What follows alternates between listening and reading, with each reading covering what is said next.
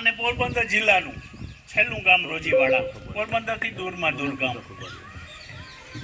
આ ગામમાં આમ તો હું આવતો પણ પ્રાથમિક શાળાથી વયો જતો, કારણ કે હું તાલુકા પ્રાથમિક શિક્ષણાધિકારી હતો.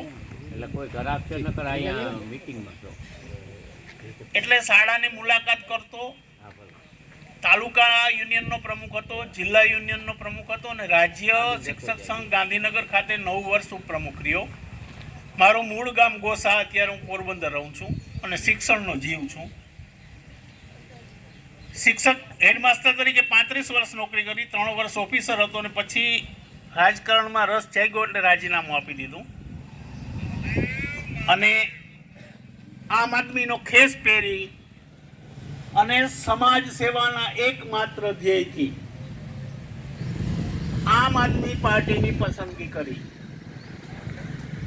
આમ આદમીની પસંદગી કરવા માટેના પણ ઘણા બધા મિત્રો કારણ હશે, એ કારણમાં મારે નથી પડવું, પરંતુ નટુભાઈએ કીધું કે આપણે આટલા વર્ષ કોંગ્રેસને મત આપ્યા, 30 વર્ષથી આપણે ભાજપને મત આપતા આવીએ છીએ, બટન આપણે કમળનું જ દબાવીએ છીએ. તો શાસ્ત્રોમાં લખ્યું છે કે પરિવર્તન સંસારનો નિયમ છે. આપણે હવે પરિવર્તન કરવું પડશે, નહીતર આવનારી આપણી પેઢી આપણને માફ નહીં કરે. ચોખ્ખું કહું કે આવનારી આપણી પેઢી માફ નહીં કરે. કારણ શું? આપણે કમાઈએ છીએ, આપણે જે વસ્તુ લઈએ છીએ એના ઉપર કેન્દ્ર સરકાર 1 મહિનાની 2 લાખ કરોડની જીએસટી ઉઘરાવે છે. 2 લાખ કરોડ જીએસટી ની આવક દિલ્હી જમા થાય છે મિત્રો. સીએસટી અને જીએસટી, સીએસટી એટલે ગુજરાત સેન્ટરની અને જીએસટી એટલે ગુજરાતની, બરાબર છે? તમે પાર્લેનું પેકેટ લેવા જાઓ કે પાણીની બોટલ લેવા જાઓ કે દવા લેવા જાઓ, બધાયમાં 18% ટેક્સ, 28% ટેક્સ. મારા ખેડૂત મિત્રો આ ગામમાં હશે, પછી 18 આલમના હોય, કોઈ વર્ણનું નામ નથી લેતો, બરાબર છે? આપણો પૈસો છે, આપણા ટેક્સની અંદરથી આપણા ગામમાં કેટલો રૂપિયો હોય કેટલા જણાને ખબર છે? મારા રોજીવાડાના વાલા મતદારોને છે ખબર કોઈને? તો તમને જણાવી દઉં ખુલ્લે ખુલ્લું, તમને નહીં, પોરબંદર તાલુકાના 75 ગામ. હું તમને જે વાત કરું છું ને એ બાબતમાં મારા ગામનો તલાટી મંત્રી 1 વર્ષની નોકરીમાં ગામ મૂકીને ભાગી ગયો. બહુ માથાભારે સરપંચ છે, ખૂન કરેલો. ગોસા ગામની અંદર વાત કરું છું, તલાટી મંત્રીએ ભાગવું પડ્યું. તમારા ગામના તલાટી મંત્રીને બગાડી મૂકું, ચેલેન્જ નથી કરતો. નિયમ જાણું છું, કાનૂન જાણું છું.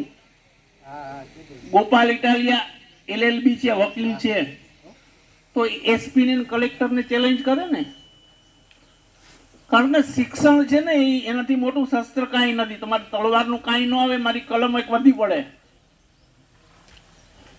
નટુભાઈએ કીધું આ કચરો સામે પડ્યો.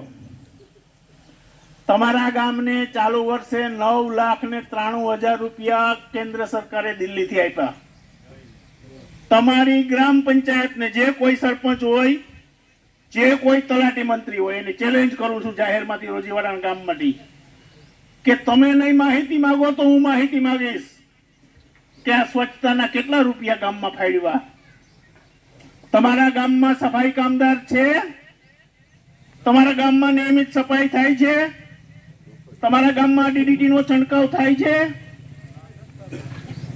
તો આ રૂપિયા ક્યાં જાય?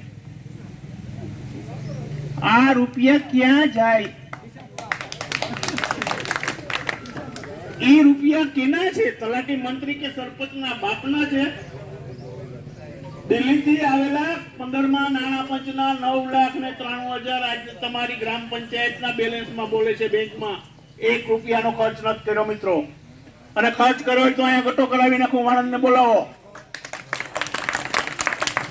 આ તમારો કચરો ઉપાડવાના પૈસા ફાળવાય છે કે ગામમાં ક્યાંય કચરો ન હોવો જોઈએ, ગામમાં સફાઈ કામદાર હોવો જોઈએ, ગામમાં DDT નો છંટકાવ થવો જોઈએ, ગામની અંદર પ્રાથમિક આરોગ્ય કેન્દ્ર PHC કહેવાય ને ઇંગ્લિશમાં, ગામો ગામ પ્રાથમિક આરોગ્ય કેન્દ્ર છે. રોજીવાડામાં જ વિરમભાઈએ કેમ 30 વર્ષથી ન બનાવ્યું? તમને પછાત રાખવા, તમને બગવદર ધક્કા કરવા, તમને સીમર મોકલવા. સીમર પ્રાથમિક આરોગ્ય કેન્દ્ર છે, એનું ગામ છે. હું ખોટો હોય તો કેજો મને, ખોટો હોય તો કેજો. મારી વાત પરફેક્ટ રહે ભાઈ, ચમરબંધીના પેટનો હોય ગમે ઈ.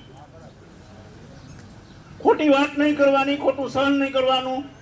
તમે હું કામ ખોટું સહન કરો ભાઈ? એક ચા વેચતો કે પકોડા વેચતો માણસ આજે અબજો રૂપિયાની વાડીઓનો માલિક કેમ બની ગયો? તમે સૌ જાણતા હશો હું કોના તરફ ઇશારો કરું છું. આ કાલ હવારની વાત છે. હું શિક્ષક સંઘમાં હતો ને, પોરબંદર જિલ્લાના 2000 શિક્ષકોનો વડો હતો. હું ગામમાં આવતો ને ત્યારે મારા મધ્યાહન ભોજન હલાવતો. શું મધ્યાહન ભોજન હલાવતો ને એના દીકરાના નામની કેટલી વાડીના દસ્તાવેજ કર્યા. હું ચેલેન્જ કરું છું જાહેરમાં. મારો મિત્ર હતો પેલા, અત્યારે મારો મિત્ર નથી.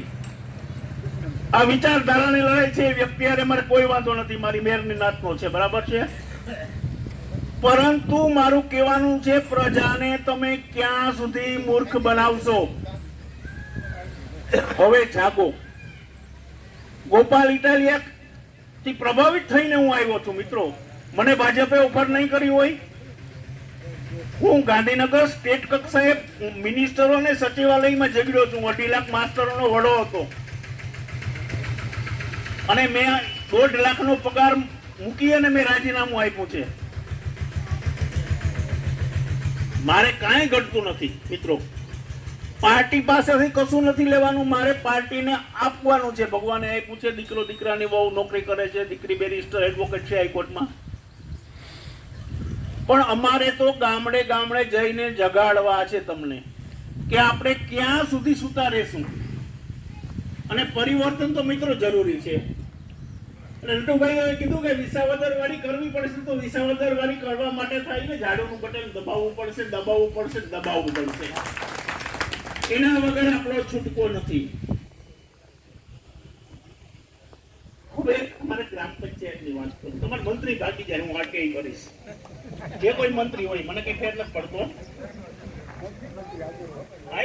ગમે હોય ને, 18 વલણ મારા છે, 18 આલમ છે, બધાય ભાઈઓ.